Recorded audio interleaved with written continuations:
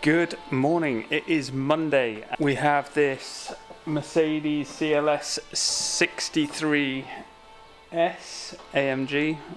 It's a big name for a big car. It's a V8 bi-turbo. I think they're about 600 horsepower, quite a rare car. We are going to be undertaking a minor correction, I believe, or a major, I can't remember, I will double check. Wheel refurb, wheel caliper refurb, wax is dead ultimate plus, interior clean because the leather has never been cleaned in its life. I believe it's looking a bit grim. I think that is it. It's in a bit of a state, it's got a lot of swirl marks. There are a couple of stone chips that have expanded and the clear coat has come away, especially on the front bumper, which I've got to then be stupidly careful with. Ideally that should have been painted. I believe I did ask the customer to get it painted, but